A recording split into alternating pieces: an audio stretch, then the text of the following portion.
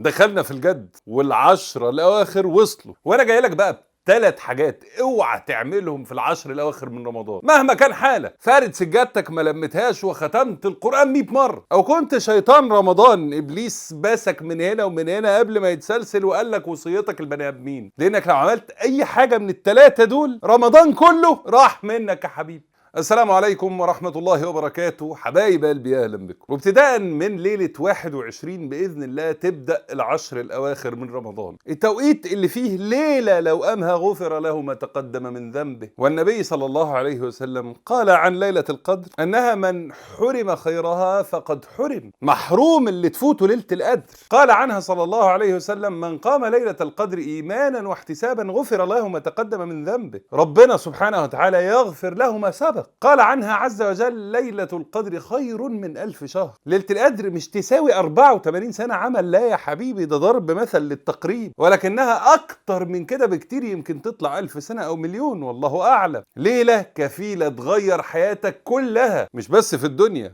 ولكن في الآخرة كمان. وعشان كده أول حاجة لازم ما تعملهاش في العشر الأواخر من رمضان، اوعى تقنط من رحمة الله. قل يا عبادي الذين أسرفوا على أنفسهم لا تقنطوا من رحمة الله إن الله يغفر الذنوب جميعا. لو أنت من أول رمضان ما صمتش، لو انت من اول رمضان حاطط تهوبل صغير كده بتصبح وتمسي عليه، وجيت تبت دلوقتي رجعت لربنا سبحانه وتعالى، امنت بالله، قربت منه وجيت له، ربنا سبحانه وتعالى يغفر لك، والله يغفر لك. ده ربك عز وجل اللي قال انه من اتاه بقراب الارض خطايا، بتألف ذنوب ومعاصي، بتخترع كبائر ما سمعناش عنها، استغفرت تبت، يقول الله عز وجل اتيته بقرابها مغفرة، اغفر له كل اللي عمله. يا اخي ده يكفي الشيطان منك أن تظن أن الله لا يغفر لك. فاللي هيرجع لربنا سبحانه وتعالى في العشر الأواخر اختار التوقيت الصح، التوقيت اللي فيه ليلة لو قامها غفر له ما تقدم من ذنبه، توبة بعدها ثبات بعدها استمرار على طريق الله عز وجل،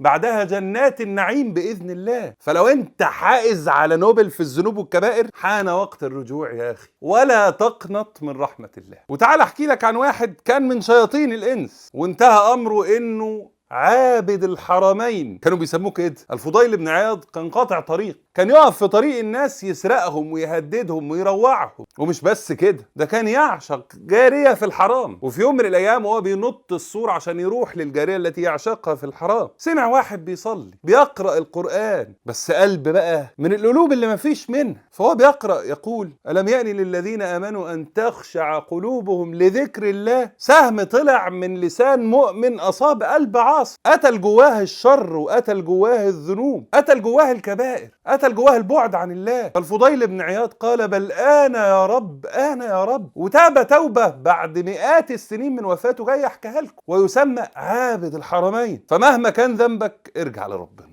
الحاجة التانية اللي اوعى تعملها في العشر الأواخر من رمضان، اوعى تقع سلمة انت طلعتها في رمضان ده. في واحد ما كانش بيصوم وبقى بيصوم، في واحد مش قادر يبطل معاصي بس بقى بيصلي، في واحدة قالت انا هلبس الحجاب في رمضان بس، في واحدة ما لبستش الحجاب وبطلت مكياج، وفي من الناس اللي خدت خطوة واحدة في الطريق لربنا اللي قدرت عليها ومعرفش يبطل الباقي. وانا هنا مش بقلل من ذنبك او معصيتك، ومش بقول لك برافو عليك وخليك عليها، ولكني بقول لك العكس، ذنبك ومعصيتك مصيبة وخطيرة، ولكن الخطوة اللي انت خدتها لربنا يا اخي يمكن تبقى هي دي اللي هتوصلك ليه. اثبت وابني عليها بقى، ما تقعش. النبي صلى الله عليه وسلم قيل له عن رجل إن فلانا يصلي الليل كله، بيصلي التراويح، بيقيم الليل، فإذا أصبح سرق. الصبح بقى مش عارف يبطل ذنبه يا رسول الله، بيسرق. الرسول قال لهم بيسرق، صلاة لازمتها ايه؟ ما يبطل صلاة زي ما الناس بتقول. ولازمتها ايه يا حبيبتي انك ما بتحطيش مكياج؟ ما انت لسه مش محجبه. ولازمتها ايه يا حبيبي ان انت بتصلي؟ ما انت لسه ما بطلتش سجاير ولا بنات. ولازمتها ايه ولازمتها ايه؟ ويقعد يقطمك بذنبك وكأنك مش المفروض تعبد ربنا. اسمع النبي قال ايه، قال سينهاه ما تقول. قيام الليل لو فضل عليه،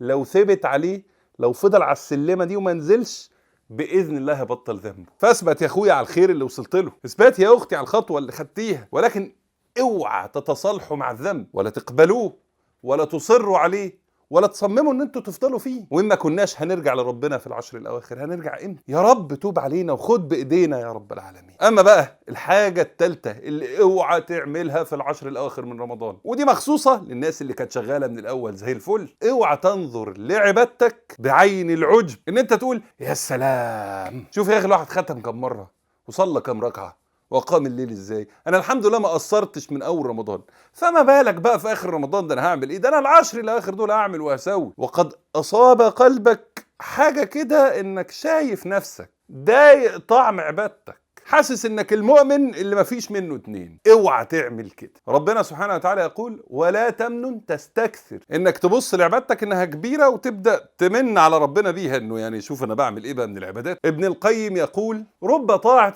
ادخلت صاحبها النار ورب معصيه ادخلت صاحبها الجنه. ودي تيجي ازاي بقى ان شاء الله؟ لانه صاحب الطاعه بص لها بعين الكبر والعجب، فدخل في قلبه الكبر اللي النبي صلى الله عليه وسلم قال انه لو مثقال ذره منه تطلعك بره الجنه، ما تدخلكش الجنه ابدا. وواحد معصيته تصيبه بانكسار، يفتكرها يستغفر ويتوب، يجتهد في الطاعه والقرب من ربنا سبحانه وتعالى، ما بيقنطش، خليك فاكر ما بيقنطش، يقول له يا ربي مهما الذنب ده ماسك فيا انا هموت وانا بحاول اتوب منه، اهو ده ربنا يقبله ويجعله من اهل الجنه. فدايما بص لعبادتك بعين انه انا يعني عملت ايه. ده النبي صلى الله عليه وسلم بيحكي عن ملائكه سجد منذ ان خلقوا، ساجدين ما قاموش، يوم القيامه يرفعوا رؤوسهم فيقولوا سبحانك ما عبدناك حق عبادتك. فدايما استقل طاعتك واطلب انك تكتر فيها عشان ربنا سبحانه وتعالى يقبلك ويعفو عنك. تمام؟ هم دول 3 حاجات اوعوا تعملوهم في العشر الاخر من رمضان، فلو عملتوا العكس باذن الله تنولوا ليله القدر. وبالمناسبه دي ما تنسونيش في دعاكم بقى، ربنا يغفر لي ويغفر لكم ويجعلنا من اهل ليله القدر ويجعلنا ممن قاموها ايمانا واحتسابا فغفر لهم ما تقدم من ذنوبه.